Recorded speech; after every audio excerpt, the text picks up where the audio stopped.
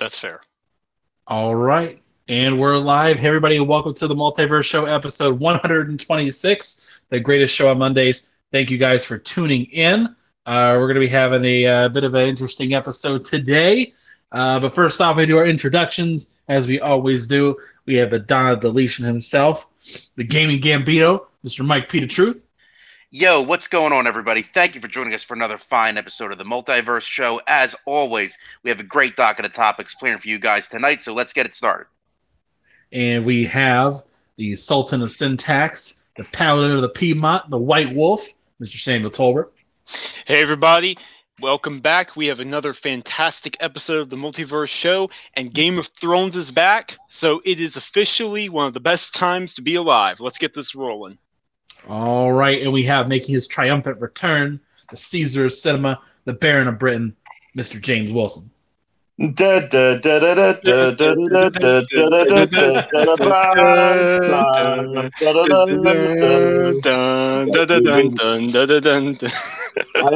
that there's a slight time delay. It was a really good idea that worked terribly the moment it started. No, it's like one of those a cappella groups, or like row your boat, and the next person goes through. So it's like, yeah. Anyway, so all right, guys, we have a lot of things to be talking about. We're not even going to talk about what you guys have been playing. Nobody cares right now. It's all about Game of Thrones. Briefly, just for the crew who's kind of growing in here as we kind of get the group back in to watch with the live squad. Really briefly, no spoilers. We're going to do that at the end of the episode. What were your thoughts on episode 1 of the final season of Game of Thrones? Let's start with James, since he wasn't here last week to give us his favorite episodes. So let's go. What are your thoughts? I think it is a brilliant start. I think what they've done, like they focused it on catching people up, both in the context of the show and like the fans themselves. I think it's a really, really good start, jumping off point for the rest of the season.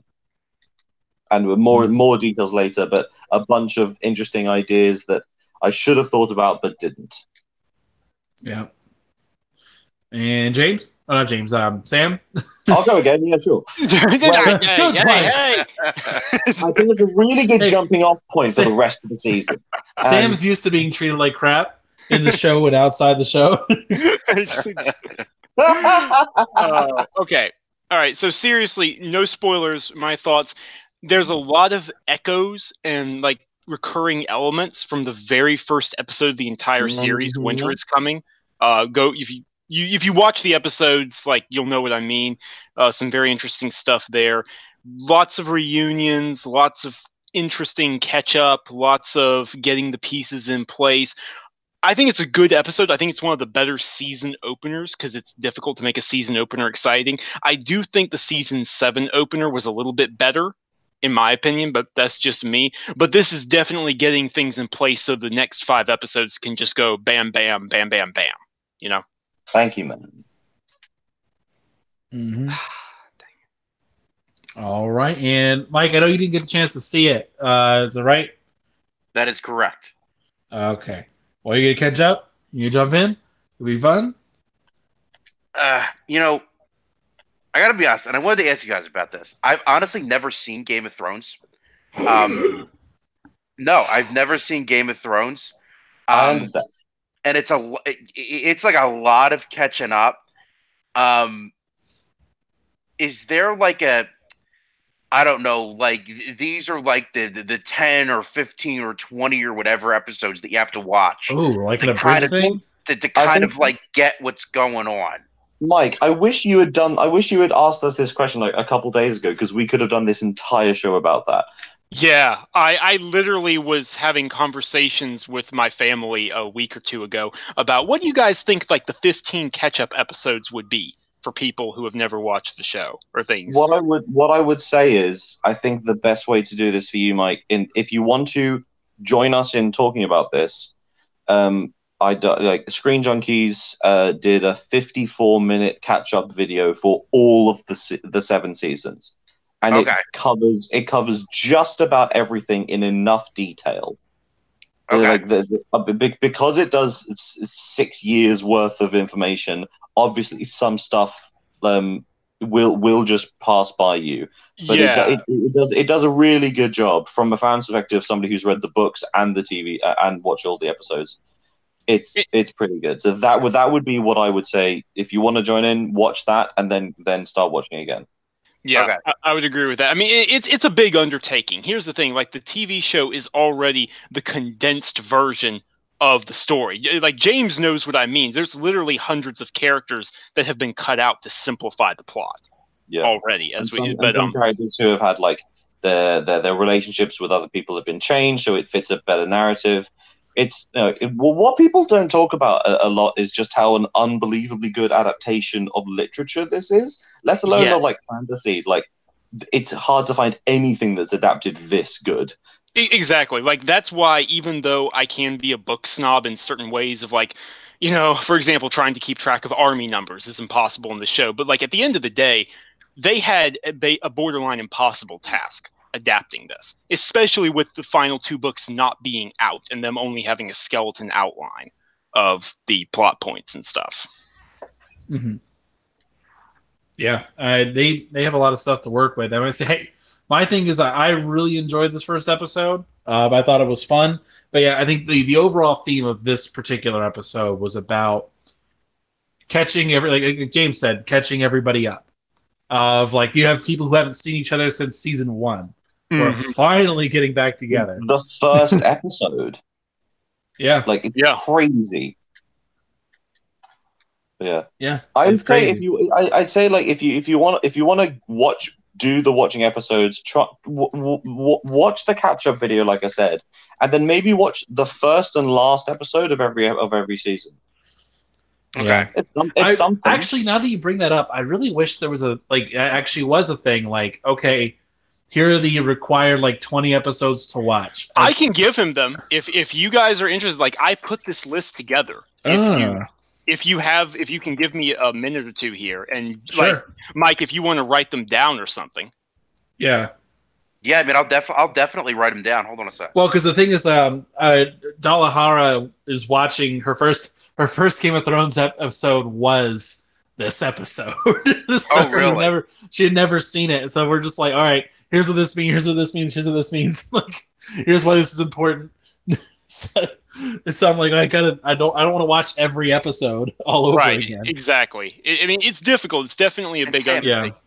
And Sam, for the sake of time, you don't have to give me titles. Just Oh no, the numbers. I'm just giving you the numbers. I'm not giving you the titles. We'll do that later. We'll do that later. Yeah, titles are spoilers.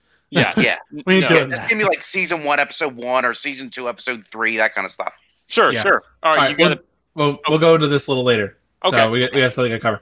Real piece of news that happened today. Real tragedy. So there was a fire at the Notre Dame de Paris, and it really was terrible. It burned down the roof of the building, and it burned down the spire. And there's lots of stuff that had occurred. They did get a lot of relics out, and they got some of the more important paintings out of there. They did save the bell towers, but that's kind of it. It's absolutely tragic to me. I went there in 2009. It's just absolutely crazy. I can't believe it's gone. And this, to give you an idea, this is a structure that's been around for 900 years. Original wood furnishings, still there. Yeah. Well, not anymore, but it's terrible. Just absolutely terrible. Great loss in the culture sense and architecture. It's just can't believe it. Gone. Anyway, moving on. We have a couple topics we want to cover tonight. So first things first, we're talking about Star Wars. So Star Wars, we had a couple things that happened last week. Kind of all over the week. Yep, Star Wars Celebration, and we got the first trailer for. We're going to talk about the movie first. So Episode 9, we have our first trailer for it. I know Sam's seen it. I've seen it. James, I assume you've seen it. Damn right. Mike, you get a chance to see it? I actually didn't see the trailer for the movie. I only saw the trailer for the game. That's the only one I had a chance to We're gonna talk about the game later. We're gonna get to that, but just briefly want to talk about the movie for a minute. Not a ton to go off of necessarily. More just kind of general things. We got a title. Was it The Rise of the Skywalker? Yeah. So interesting title choice. I think that kind of confirms a few suspicions. But we'll see about that. Getting into that. Any noticeable stuff that you guys liked from that trailer? I mean, we have to talk about Palpatine, right? Yeah, that's interesting. I don't feel good about it for a couple reasons. One, I don't like hey guys, remember Palpatine? Like, yeah, cool. But I want new things. Have you considered it's just Palpatine as a ghost? Yeah, but that's what it is. Because of course that's what it is. I don't want that. I want new stuff. Yeah. I love The Last Jedi. This is J.J. Abrams, man. This is not about new. It's repackaging old. I know. But still. I will say I was happy to see Lando back. So I was happy. That's all that matters. So anyway, other than that, there's really not much going on. Sam, anything stood out to you? Palpatine's laugh was great. It's interesting seeing the dynamic differences between Rey being graceful and fluid in her motions to Kylo just embracing the Vader side and being a beast, just tackling people down to the ground. That was really cool. Kylo Ren is just... I'm going to say he's the best character in the entire saga.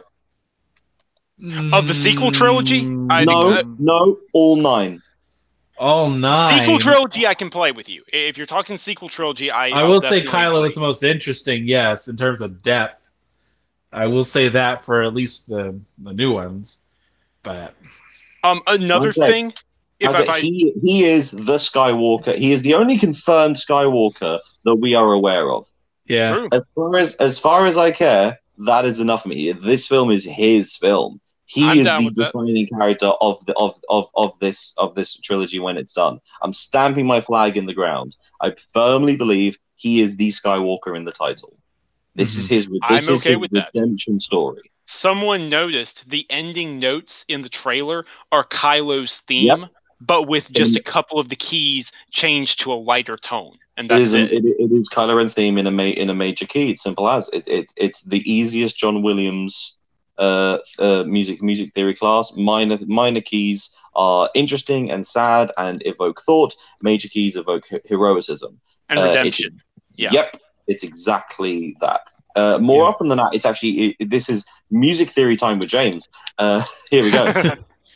It's actually not major. It's major key, but it's doing something called a Lydian thing, which is a mode. Anyone who studied jazz or knows about it knows about jazz modes. The Lydian mode. So a normal major key goes ba ba ba ba ba ba ba ba, very fun. A Lydian mode goes ba ba ba ba da. Like it's even lighter somehow with the sharpened fourth. It is. There is no more heroic key and mode than the Lydian major mode, and that is what the Kylo Ren theme has been done into. They are telling you in the trailer that this is about him. I love it. Yeah. 3 years of college for nothing. Something else interesting that I noticed was, and it's like split. It's on there in the trailer for a split second, but as an A-wing is crashing, the ship in the background isn't just any Star Destroyer. It's a Clone Wars era Republic Star Destroyer. So I'm wondering if we're going to see a flashback, or if maybe there's an old ship being recommissioned or something like that. Because let's remember, like they're at a really bad point at the end of episode 8. Like they're just kind of like, well, we have a small crew left. That's about it. But they had, but at the panel just before the trailer, they revealed that like significant time has passed since the events of The Last Jedi before this film. Unlike the last one, where it was literally the next like hour or something. Yeah, it was pretty close. All right, so Moving on. Next little thing. So about Star Wars, still in that kind of vein. We got the first reveal of Star Wars Jedi Fallen Order from Respawn. Oh my gosh, man. Yeah, but it's not Titanfall 3. Yeah, it's not Titanfall 3, but it's got wall-running Jedi. That's pretty close. What if secretly, and now keep in mind, this would be canon. What if Titanfall is Star Wars canon? Oh, you're blowing my mind. Oh my god. And then Titanfall, this is secretly Titanfall 3 the entire time. This is all in the Outer Rim. So, man, I can't wait. I'm actually genuinely excited. I don't even care for Star Wars like that. I'm genuinely excited for this game. It's crazy that there's a new Star Wars solo game coming out, and BioWare just released something else. Yeah. We also had a tweet of someone being like, "Oh, Respawn, the multiplayer dudes, making the new solo Star Wars game, and BioWare made a Destiny clone." Yeah, that's interesting positioning there. 2019, man. Crazy time. What a year. What a year. All right, so kind of moving a little long there.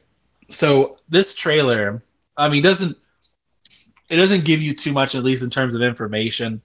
We do know this is the in-between period between episode 3 and episode 4, the Rise of the Empire. There's a couple things that are questionable, little things I've noticed.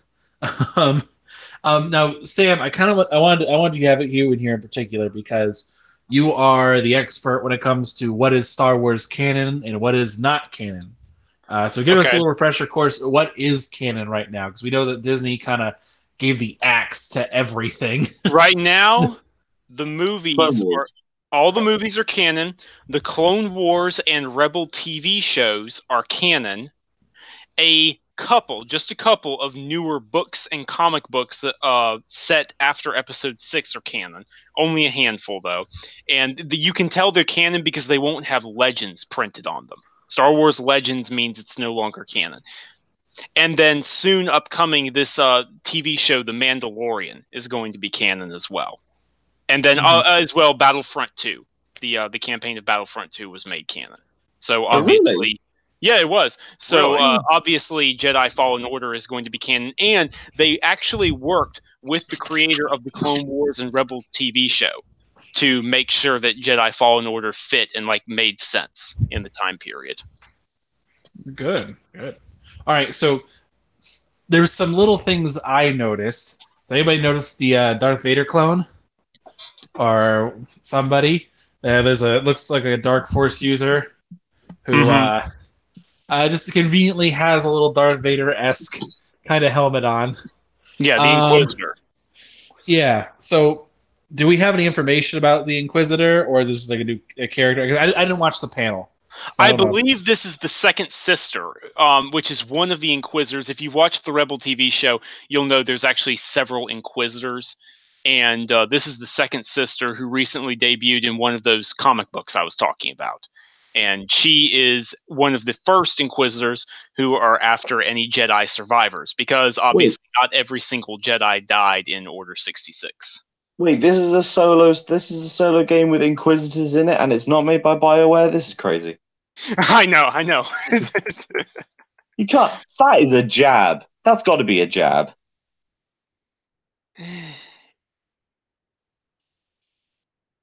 Okay, maybe not. No one agrees with me on that one. Fair enough. Well, do I say not come through? No, I didn't. I went, yeah. I went yeah in a sighing tone. Oh, fair enough. But anyways, it looks really interesting to me. Respawn, in the press release that I got, Respawn explicitly stated that they were focusing on gameplay first. They want your lightsaber combat to feel really good. They want the force powers to feel good, and they want traversal to feel good. Respawn understands weapon balance. They understand traversal, so I'm not concerned about how this is going to play. Honestly. So the way they're describing it is like how Insomniac were describing the Spider-Man game in the sense of these are the things that we know that you care about. We know that if we get these right, the game will work, and I'm with them. If you're doing a Jedi game, you've got to get the Force right, you've got to get lightsabers right, and you've got to get jumping around like a motherfucker right. Exactly. And I'm okay with that, personally. I'm totally okay with that. A game, like, even if it's like a ripoff of Sekiro's combat or whatever, it won't be, I know. However they manage to do it, I'm sure they're going to get it right. And I'm interested in the story. I'm interested in seeing how this goes. The lightsaber you're wielding is actually, like, sparking, and it looks like the kyber crystal is almost exposed at the end. And one of my brothers actually had the theory that it's a double-bladed lightsaber from Cal's master. The Jedi you play as is named Cal, Cal, and he had a theory that his master's lightsaber gets cut in half, and that you pick up the pieces and run.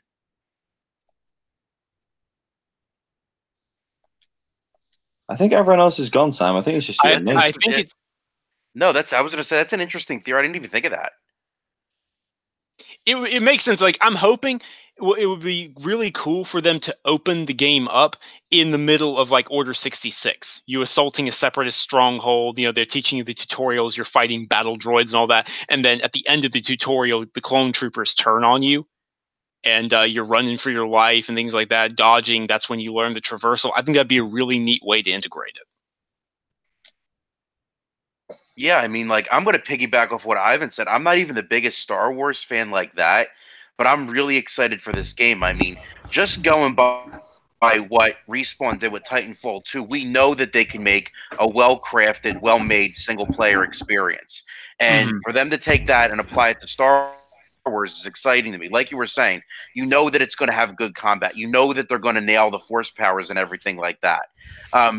One thing, kind of anecdotally, it was kind of funny. Eric Cuts for the Win put out a tweet earlier today from Respawn, where they tweeted out, "Oh, this game isn't going to have any microtransactions. It's not going to have any. It's not going to have any microtransactions. No pay to win. Nothing like that. DLC." And then the tweet right below that, they posted "Trust no one." So I thought that was a little bit funny, but you guys hear me at all? Now yeah, we can. We can now. That's wild. I don't know. We heard you leave and come back. I thought you guys were just being rude assholes. I was like, damn. Like, okay, fine. I mean, I get it. Like the British thing, I get it. There's a reason why the British are always the villains in movies. There's a reason. So anyway, I was gonna say that, like, for me, I totally agree with the sentiment that they really need to focus on the feel of it. I think that's extremely important. What I get worried about is whenever story comes into it, is because when games are more focused on feels, they tend to forget about, other things like story. And so I get really worried when that happens. I trust Respawn though, because I mean it's not. I don't feel like what they were making with Titanfall was way far off from a Star Wars game. I don't feel like it's drastically different. I feel like they could do. I feel like they could do it. So I'm not really worried. I will say the thing is about with EA, and EA made that tweet saying they're not no loot boxes, no microtransactions, just the game. And I mean, I believe them. I do. I mean, because Respawn's always been upfront with this stuff. What have EA ever done to make anyone think that they're doing anything nefarious ever? Like, really? Star Wars I just remembered FIFA. All of them. Yeah, I just don't. I mean, I trust them in this case because it's so the statement is so blatant. There's no way it can be misconstrued. Like they even said, we're not adding them in later. This is how it's going to be.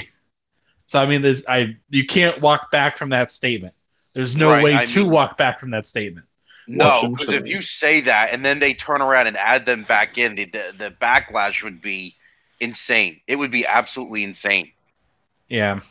So I mean, I don't know what to tell you. Anyway, with that, I mean, I'm actually excited for this game, and I don't really care for Star Wars like that. So that's a big accomplishment. So Yeah. All right, next thing up on the docket for the evening, let's talk about Assassin's Creed for a minute. All right, I kind of want to get a general gist of where you guys are at before we start talking about Assassin's Creed. I reckon it's going to be like the other Assassin's Creed games, but in a Viking setting. Well, no, I'm not talking about that. I meant in terms of like, what are your feelings on the Assassin's Creed franchise? Do you like where it's going? Do you not like it? What's kind of your experience with the franchise? That kind of thing. I genuinely love the franchise. It was one of the defining franchises that really got me into gaming. It was the first game that I got on my 360. I got that, and then I got Modern Warfare. So it was a particularly fun day, that one. So the Assassin's Creed franchise means a lot to me. And so when a new one comes out, I generally am very excited and interested and want to know where I'm going with this. Having said that, in the past few years, I feel like it's been getting away from what I like about the franchise. I loved Syndicate, not only because it was London, but it felt like it was the apex of what Assassin's Creed was. And now it feels like it's going away from that. But I'll play it, but I'm not entirely convinced that I'm going to get what I want. But if I don't get it, if I don't like it, I'll go back and play the other games. You know, time is not flat. Time is a flat circle. All right, Sam. Here, Ender. It's one of those things for me where I've enjoyed multiple Assassin's Creed games. I used to play them quite religiously. I've fallen off lately, but it's one of those things where I like where the series is headed. By all accounts, Assassin's Creed Odyssey is a game I would love. I simply just don't have the time to play them. I simply don't have time to play these massive 100-hour games that are coming out almost every single year. That's my issue. But I'm very interested in the direction of the franchise, and if it can continue to increase that direction and the quality, then they might be able to pull me back in. All right, Mike. Yeah. I mean, I think we reached a point with Assassin's Creed now, and you guys might disagree with me on this, where it kind of feels like it could use a little bit of a break for me again. Like my history with Assassin's Creed, I love the Ezio games. Assassin's Creed 2 was the first one that I played. I love Ezio's games. Assassin's Creed 3 I didn't like. 4 I enjoyed a little bit, but then I kind of fell off after Assassin's Creed 4. Picked back up again with Odyssey. And Odyssey is good. I haven't finished Odyssey yet, but what I've played for it is good. I have enjoyed it. It's just going to what Sam's saying. I feel like another break might do the series good. Like if it took a year off and then come back the following year with Vikings, I think that might be. I think that might be the best thing for the series at this point, because it's like Sam said, I don't have the time to play these massive games anymore. So it's like I would definitely check Vikings out, especially if there's a big focus on ship combat, ship warfare, and exploration and that kind of thing. But wouldn't necessarily be at the top of my list. I just want a stealth game again. Assassins are by their very nature incredibly stealthy, and we seem to have gotten away from that in the past two games. I didn't play a hell of a lot of Odyssey. I've only played it at other friends' house, but I got Origins, and I just was playing it going, this is just a skill tree in an action RPG, and I get that is what that game is. But I want to be climbing places and hiding in bushes and being able to take people out with one go because I'm an awesome assassin. I don't want to not be able to kill someone because I need to grind. What? I just... I feel you, dude. I feel you. For me, Assassin's Creed has always kind of had like a special place in my heart because when I started playing on 360, when I got into gaming in 2011, I was into gaming for a while, but when I started getting into more modern stuff and actually being on the pulse, so to speak, with games that were coming out, like the first, like I had like the first 4 games I owned were Halo Reach, Assassin's Creed 2, BioShock, and Fallout 3. That was like the first few games I ever owned, and I loved Assassin's Creed 2. Loved it. All the That's Ezio crazy. games were fun. That's crazy because you never talk about any of those other games or any of the companies that make them either. Yeah, there's no reason to. But just the BioShock's kind of a touchy subject for me, but I'll get into that later, some other time.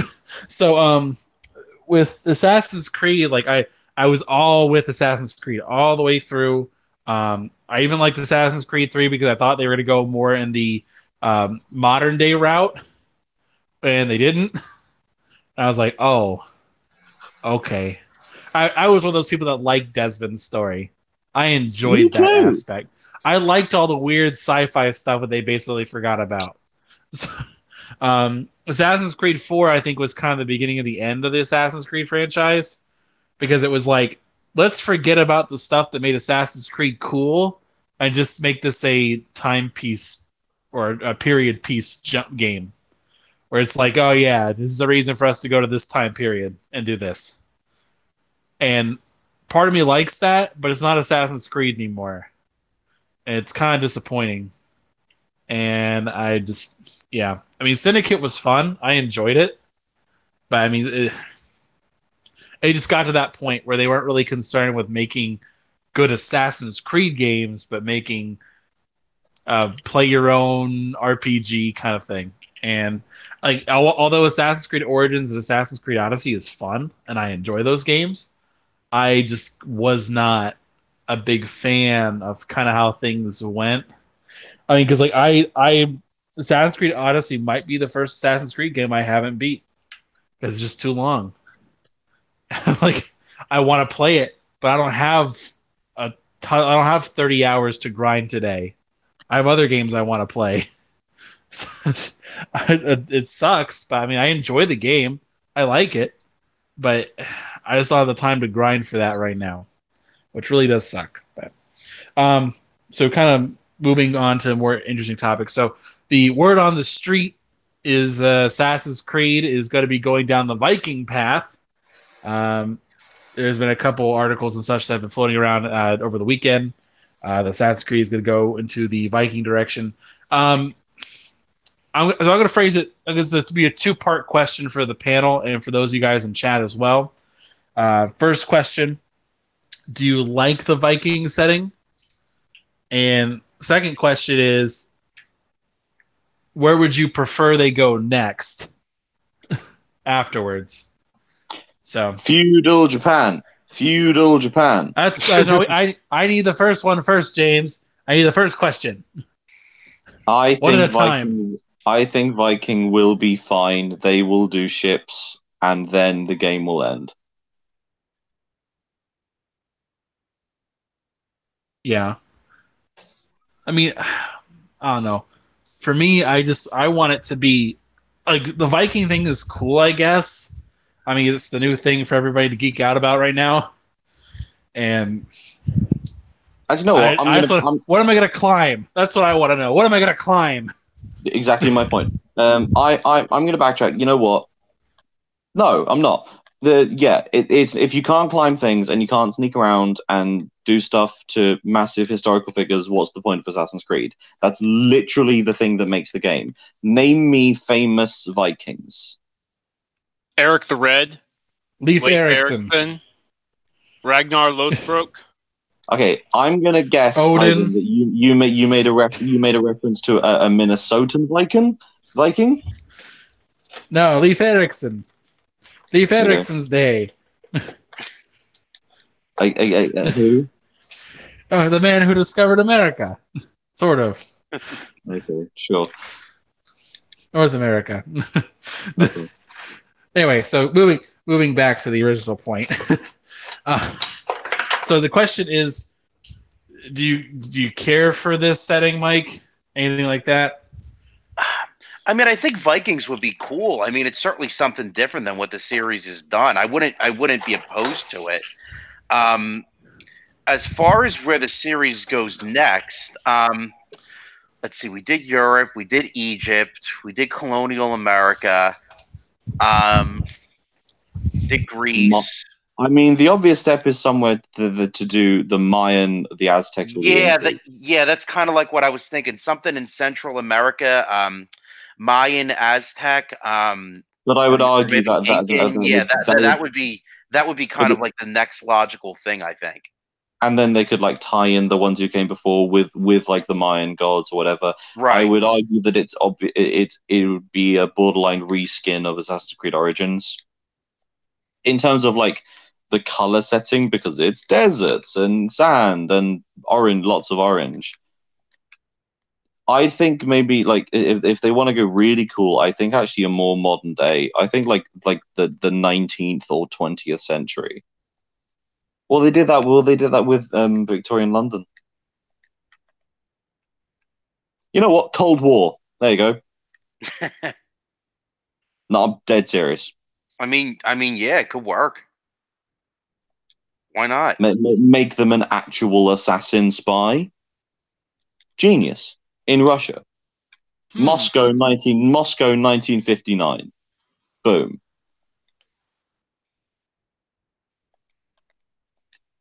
I would Ubisoft. definitely be down for some Russia. Russia would be fun.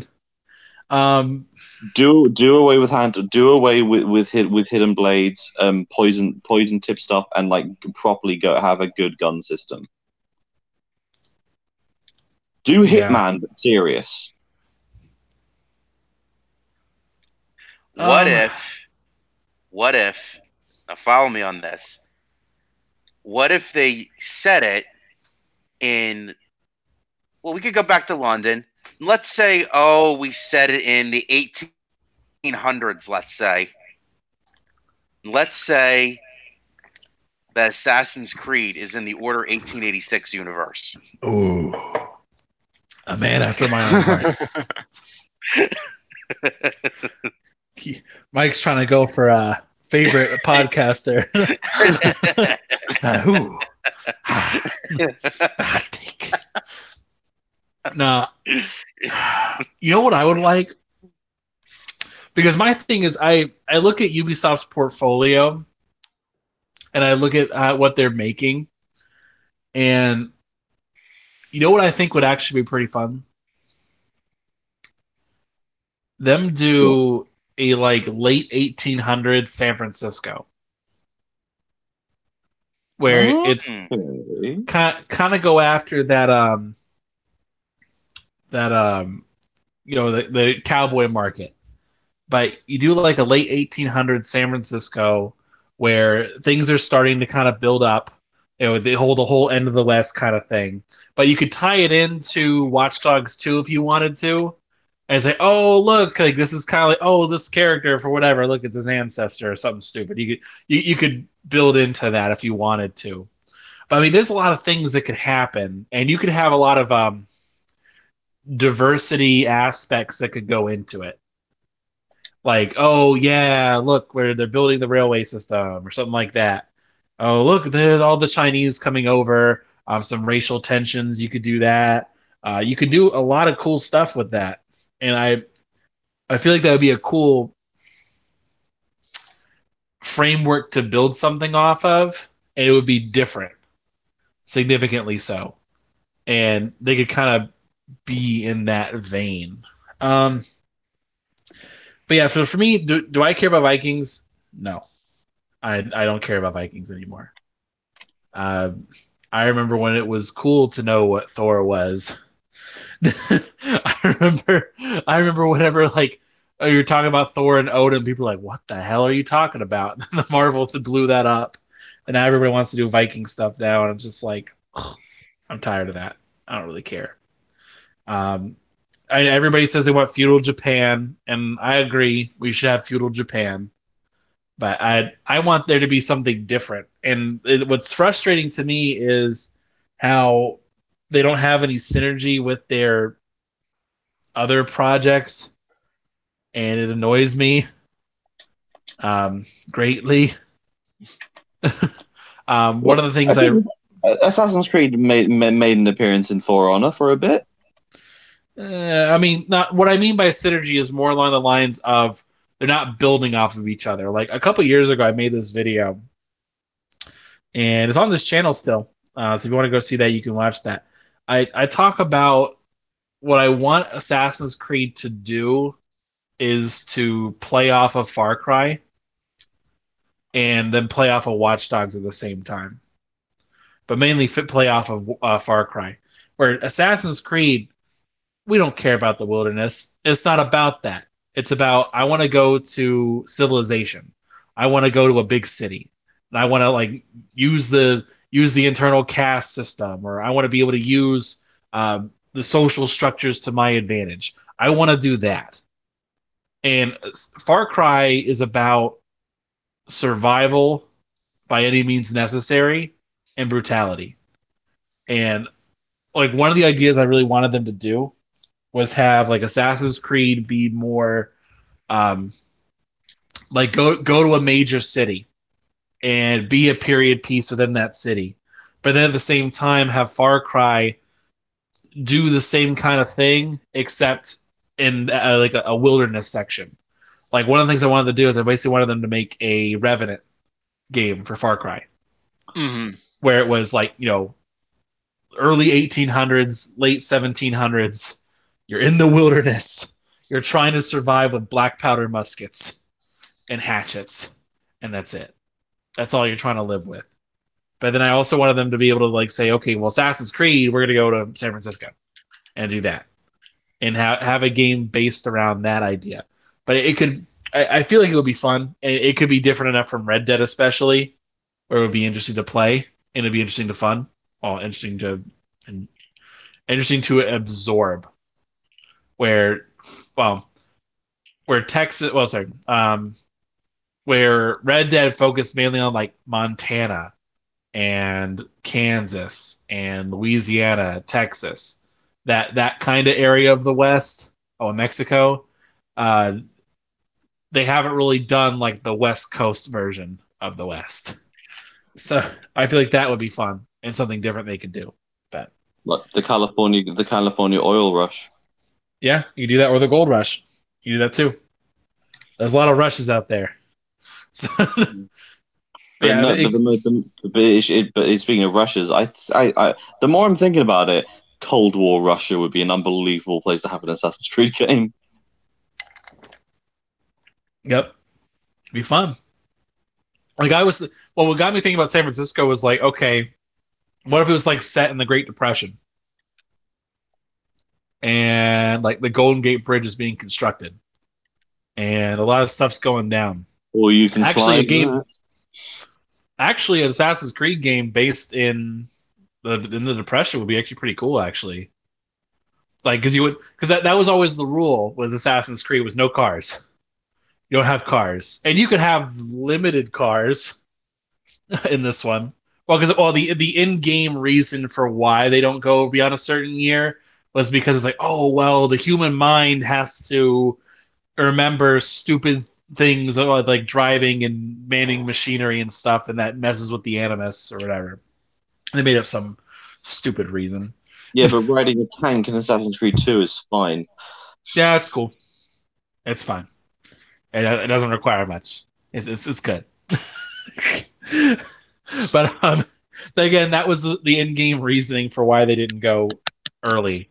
But I think you could do it with the Great Depression. At least it still makes sense because not many people, if anybody, could drive, so it wouldn't matter. So, but I think it could be fun.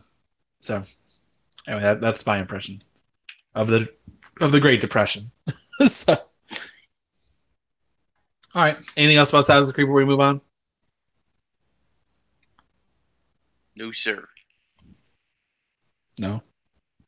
Sam? I'm good. James? No. All right, gotcha. So, all right, guys, we have reached the part of the episode where we're going to start talking spoilers for Game of Thrones. Wait. Before we do that, I want to just a quick bit of movie news. Sure. So, have I talked about the Cats movie? No. Okay. So, who is aware of the musical Cats? I am. Yeah, I am. Yeah. Has anybody seen it? Yes. Right. It's terrible, right? Right. If you're a child, it's not that bad. Sure. If you're a child, most things are good. Yeah.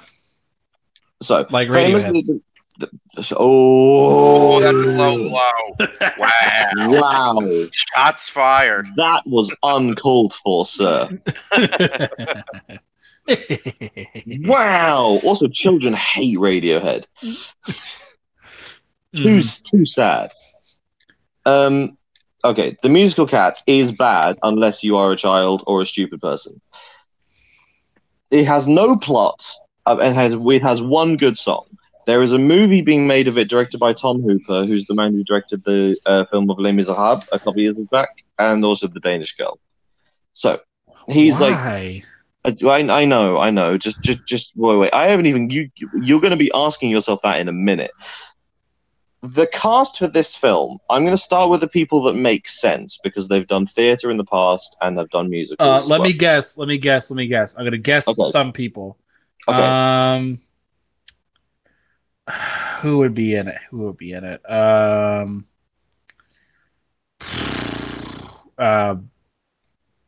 Face. See him. I see him in my face. Damn it. Who is it? Hugh Jackman. Hugh Jackman is not in this film. That's too obvious. I felt like that would have been an obvious one. I know. Let's see. Who would be dumb? Idris Elba. Idris Elba is in this film. Oh my god!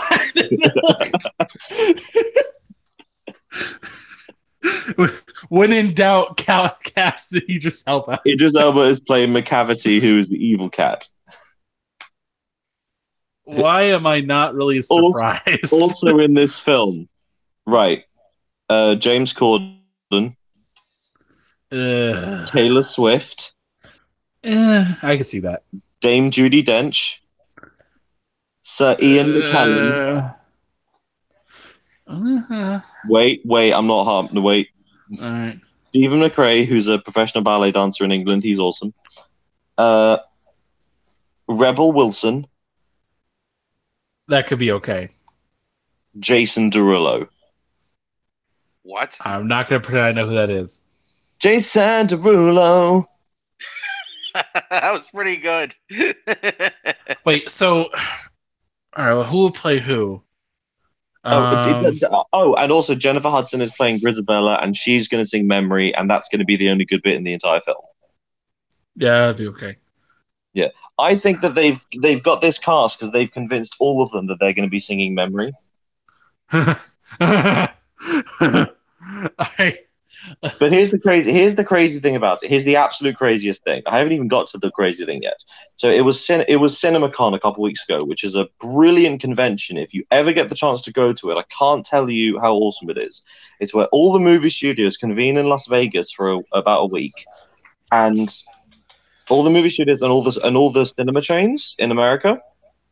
And it's like an exhibit. It's an exhibition from loads of different companies wanting to get their products in cinemas.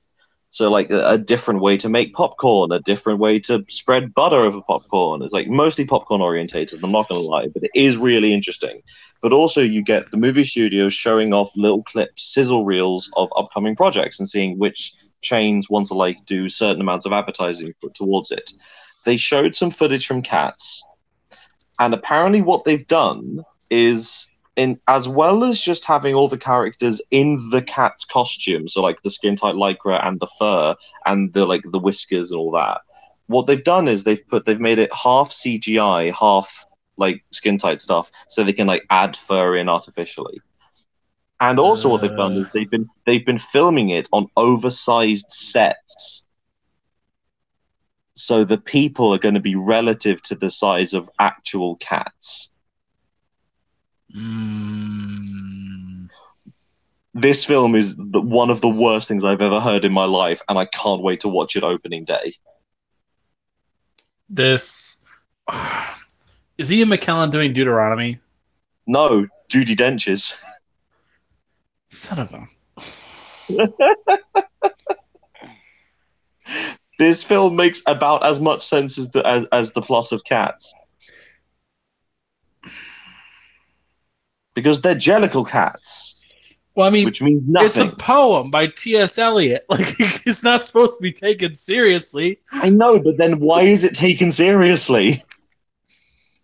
because it made money. Also, has everybody seen the episode of Unbreakable Kimmy Schmidt where Titus discovers the secret of cats? No, I have not. Okay, what? So this guy, this character Titus Andromedon gets into a feud with a child because, of course, he does, and then like he dresses up as one of the characters in Cats, jumps up on stage, and just sort of makes some stuff up, and then he's like dragged backstage, and someone says, "You figured it out. All Cats is as out of work actors jumping on the stage and making things up to the music." But then he goes, "But I thought it's all based on poems by T.S. Eliot." And what is Eliot an anagram of? To lie. Right, I am done with talking about the movie of Cats, but it consumes my waking my day. It's crazy that this film is being made. And also, why now? I have no idea. Why like 40 years after it came out? It's just weird. I love that you guessed Idris Elba. I when in doubt, cast Idris Elba every single time. Yeah. Boy. Anyway, back on to Game of Thrones. But the only cat I really care about is Sir Pounce, and what franchise is he in? Game of Thrones. You're damn right he is. All right, so we're gonna get things rolling here. All right, so as you guys know, if you have not seen Game of Thrones season 8, episode 1, leave. Yep, Get that out. goes for me. Like, Get out, everybody. we're gonna be talking spoilers. We're gonna do this for about 15 minutes, so this is gonna be interesting. So stay tuned. We're gonna give everyone just a couple seconds to get out of here if you don't want any spoilers to Game of Thrones. There's not crazy amounts of spoilers in this episode. It's mostly just like reaffirming what we already knew to different characters. There's little things, but still. Yeah. Sorry, Ivan, you can take this first if you'd like. Okay. Well, I mean, there's little things I would want to talk about. Big thing I do want to mention, I want to say, is that stare from Bran. Seriously. Oh my god! Like he's just over the top. Like I mean, the Bran stare memes are giving me life right now. They really he's constantly high anyway, so there's that. Yeah. Yeah. It's just over the top. Like that stare when he gives to Jaime. Mm-hmm. Ooh. That was perfect. That was absolutely perfect. Ooh. And the fact they both recognize each other, like, oh. Yeah, because Jaime's arrival it's bad. It's bad for him because he's the one who basically started this entire thing by knocking him out of the window. But also, he killed Daenerys' father. Mm-hmm. Yep. Like, you don't come back from that. Here's my thing. I look at it from the perspective of, I think Jaime is more than capable and deserving of sitting on the Iron Throne. He has gone through a huge arc. He's literally learned every lesson you can in this franchise at this point. He's gone through so much crap. He has just... He's basically fraternized with pretty much every faction at this point. And people trust him, and like people who shouldn't trust him, but he has the authority, he has the respect of like people at least respect the fact he's a Kingslayer more than the fact he's a Lannister, and he does hold loyalty and friendship over like some regard, and so I think he is more than deserving to sit on the Iron Throne. I know he won't, but I'd like it. That's me. I'd say that like going through things doesn't make you worthy of a throne. Yeah. If that was true, Theon Greyjoy deserves to be the emperor of all. I agree. Theon should be. Like Theon's one of my favorite characters. So Theon had a lovely redemption in this episode. Theon has paid for his crimes in full at this point. Yeah. No question. And he's a badass now. Like he gave off a good impression. Like, oh yeah, I threw a hatchet through a dude's head. Yeah. It's so weird. I It's so weird remember. because that actor is like in Britain still. He's the brother of a famous singer, Oh, a singer called Lily Allen. If you've ever heard of her, oh, Lily Allen. Oh, yeah, they're related. they're brother and sister. Never would have thought. Yeah, I know, right? There's a whole Never would have thought. she wrote a whole song about him called Alfie. Nice. All right. So let's do 2 standout moments each. James, or your standout moments of the episode? It's another music theory thing. It's the right at the beginning of the episode. The music that you hear, it's the arrival of Robert at Winterfell, and it's reused again as another king, another queen, I should say, arrives at Winterfell, and it's the exact same setup. A boy is running through the crowd trying to get a good view. We then cut to Arya looking at all the things, and then the queen arrives. Winterfell is yours, your grace. It's the exact same words. I love it when a plan comes together. That moment music, gave me so much joy. Yeah, that musical reprise was fantastic. It really was. There were, and we talked about a bunch of like the meetings of a bunch of different people. That we're all going to have our own favorites. I think my favorites. It changes between the two. Right now, it's Arya and John. Because as yet, it's the last time they saw each other was the first episode when he gave her Needle, and the amount of times that Needle has been the major plot point of episodes and entire seasons, and what it represents to her as a character. It's the bedrock of her character. This one moment of her brother giving her this weapon, being like, I trust you enough to do this, and now she's this badass killer. You know, it was lovely, but I feel like equally the Tyrion Sansa moment, which I'm sure one of you had picked. So yeah, those are my standouts. We're both Winterfell based. Oh, and as a horror lover, just the ending, just that scream. That screech was ungodly, man. That was something out of The Thing. I noticed it right before it happened. I could see his eyes pop, and I'm like, oh hell yeah. That was a phenomenal sequence. I do have one nitpick. My single nitpick of the entire episode, actually. If Bran can see all and warg into his ravens and tell what's going on, why did they think it was a good idea to let the young lord go back for his people? It seems like they should have said, hey, because here's the thing. Last Hearth is closer to the wall than it is to Winterfell. It's like the last pit stop for 1,000 Miles type fortress. They know the dead have breached the wall. I think it would have been better for them to just say, sorry, kid, you need to stay here. But, you know. Yeah. Phenomenal sequence all the same. Like I agree with that being a standout, and I'll pick my other standout as being Arya and Jon's reunion. I would agree with you on that. It was the raw emotion on their faces. That was really good. There was in the little behind the scenes documentary, not documentary, vignette that HBO put up on YouTube. The director talked about, I didn't need to do anything. These actors had not had a scene together since the first episode. I just pointed the camera and they did all the work for me. I didn't need to tell them to do anything. That's amazing. Nice. It's nice to hear that kind of stuff. That's amazing. That's fantastic. My favorite parts when Daenerys talks to Sam. Because Sam overall MVP of this episode. Out of goddamn nowhere.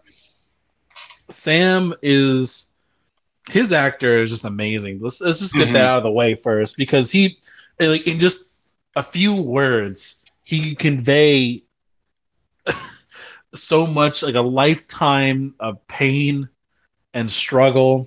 The scene I'm thinking of in particular is whenever they're talking for the first time, when I forgot what his name is, because in last season, Sam saves Jorah from his disease, saves him, and Daenerys basically is going to thank him, and And so he mentions to her, like, hey, yeah, thanks. I need a pardon because I happen to take some books from the Citadel.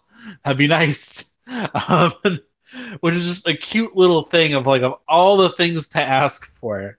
Just one simple little request. I just need a pardon because I took some books. I have overdue library books. Help. So I love that.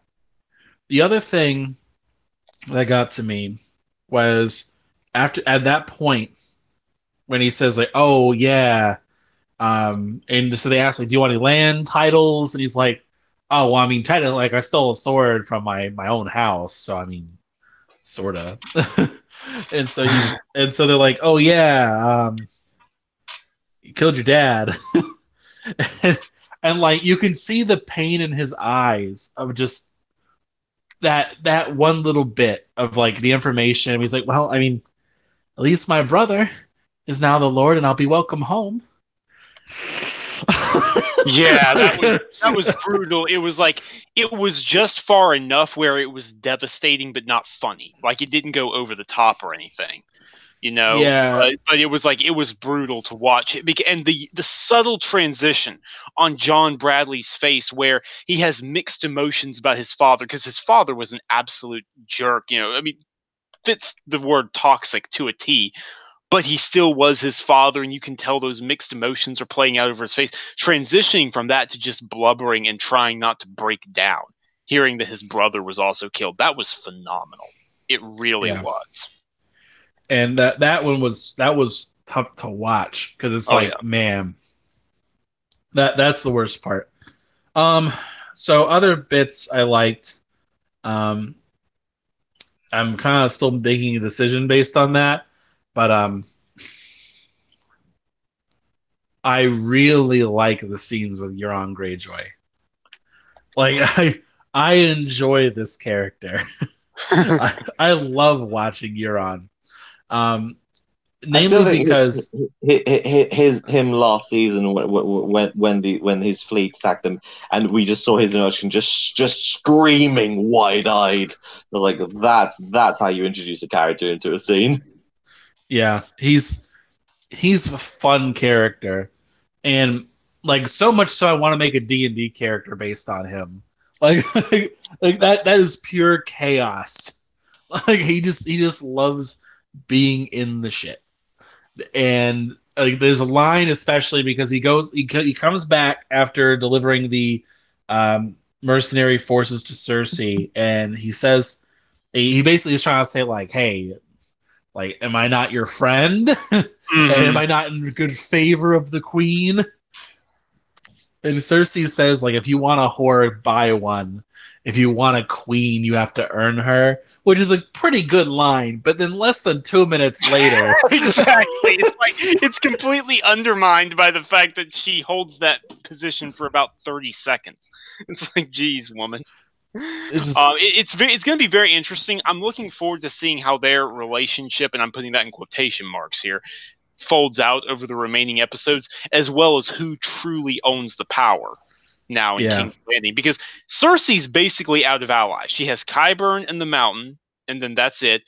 The Lannister army was mostly destroyed at the Second Field of Fire, at the Battle of the Gold Road. So really, it's the Golden Company and Euron's fleet that are giving her power right now. And I I'm mean, wondering, she's still got loads of money because the sack of what is it, Hightower? Highgarden. Highgarden, but not after paying off their debt and hiring the Golden Company. They don't. I know, but I think Cersei. If this show has taught us anything, is this the one person you cannot afford to underestimate is Cersei Lannister. Oh, I agree, 100%. Like, I mean, I freely admit, I was one of the ones taken aback by her wildfire plot back in season 6. That completely stunned me. But I'm just saying she's running out of cards to play here. But we'll see. Obviously, the threat to the north from the White Walkers is the bigger deal right now. And I'm very yeah, curious as well about how Daenerys is going to take the news about Jon. I mean, yeah. that is the question. That is the dagger. That is the Valerian steel sword hanging above both of their heads. I kind of predicted how Jon was going to take it. That was his reaction was pretty in line with what I thought, but the denial phase is going to fade, and when it does, I have no idea how Daenerys is going to take it. Because the thing is, Daenerys does not handle being underneath someone very well. Well, Like at except all. for John, but... She handled it pretty well when she was under Oh John. god. Nephews only. Yeah. Ooh. Yeah. That's the part that's gonna be weird. Not only the relationship thing, but also just in general towards how are they going to how is this going to shake out? Because John has the most legitimate claim, if I remember correct.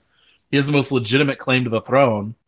But at the same time, it's like Daenerys. I just don't know how she's going to take that. Like how, I would think he would just not even tell anybody. He'd just continue like nothing happened. The thing is, he does and he doesn't have the most legitimate claim because technically, like that line was broken when Robert usurped the crown. So I would argue that currently the most legitimate claim is Gendry. Gendry, yeah, because he is a bastard. He's the son of Robert Baratheon. He's the only son of Robert Baratheon alive. Well, technically, Cersei's still the most legitimate. Technically, if we're ever going by that logic, it's literally the wife with no other heirs. As this show has shown, the thing is, it's not about legitimacy. It never was. It's about power. It's about who truly controls things. I can totally see for like a bittersweet ending, part of the ending being that Jon and like Sam and Bran know that Jon would be a better king than Daenerys would be a queen, but that he's not going to be able to ascend the throne. I can totally see something like that happen. Because that's the biggest problem with Daenerys. Is Daenerys, I feel like she's lost her sense of humanity. Because beforehand, like she would take pity on people, she would show mercy, but she's been continually conditioned to distrust people. Because every time she shows mercy, she's taken advantage of. And that she feels bad about that, and I understand. But like, okay, one of the first things that happens where it's like people are like the Northerners don't really trust outsiders coming, and she's like, okay, let me get the dragons to scare the crap out of people. Yeah, and it's like you can't keep on using shows of power. Obviously, she's the better option than Cersei, but by far, like no question. But there is definitely a thing of you got to rein her in, and that's why she, having Tyrion as her hand to check her worst impulses. Oh, and I need to go in a different direction here. I'm sorry, but does anyone else agree with Sansa that Tyrion is super stupid and out of character dumb for trusting Cersei to bring her army north? Like, I don't know. It's bugging me. I don't think it is that concerning, because with him, I think he's more along the lines of, yeah. They'll bring the army up to fight us, but when they see the White Walkers, they'll be like, "All right, hold up." I think he's more trusting Jaime than he is Cersei. Yeah, that's true. That's true. That's my fear. That's when I see when he's going. This will happen because Jaime told me, and Jaime doesn't lie to me. He never has. Yeah, I mean that's a good point. True. I just don't know how it's gonna all play out. But that's what episode 2 is for.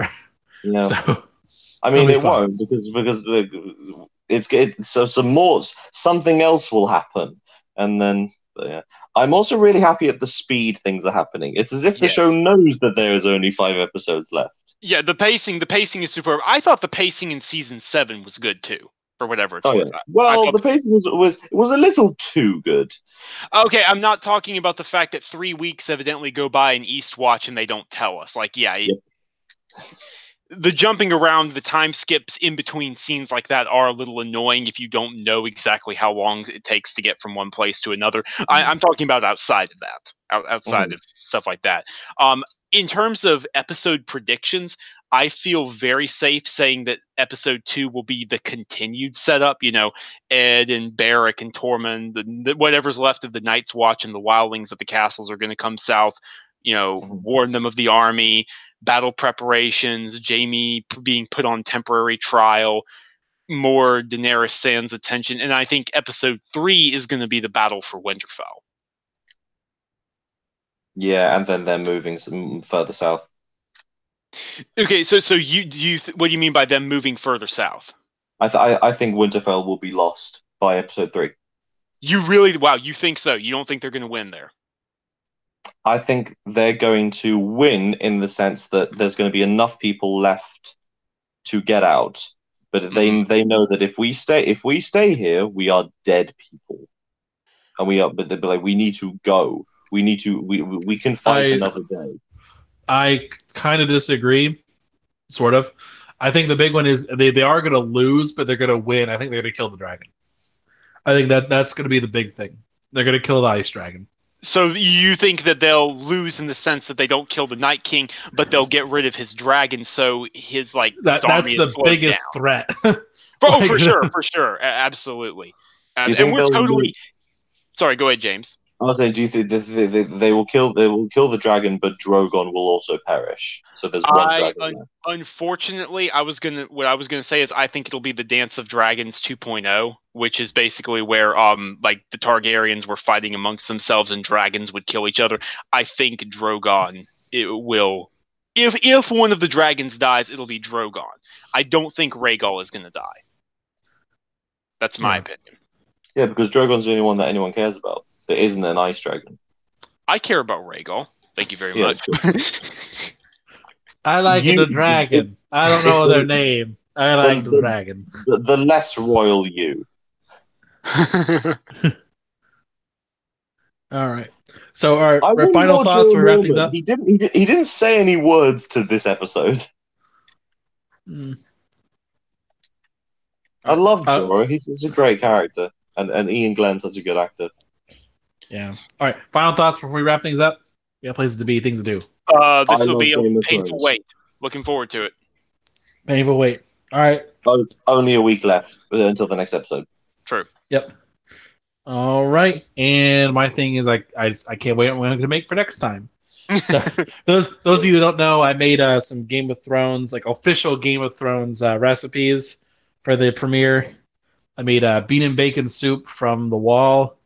I made bacon wrapped trout from House Tarly, and I also made some baked apples from Winterfell, and they all turned out great. So it was delicious.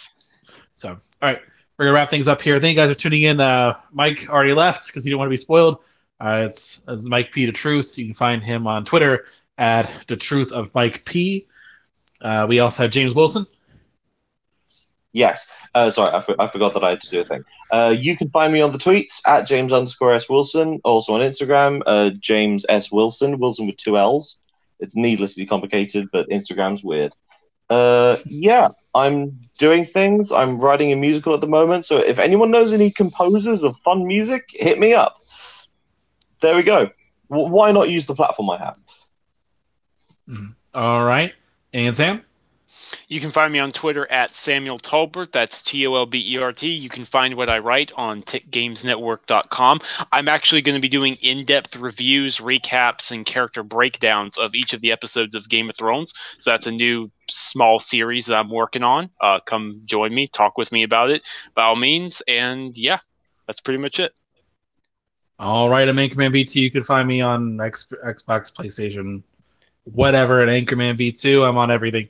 Thank you guys for tuning in to the greatest show on Mondays, and we are out of here. Thank you guys for tuning in.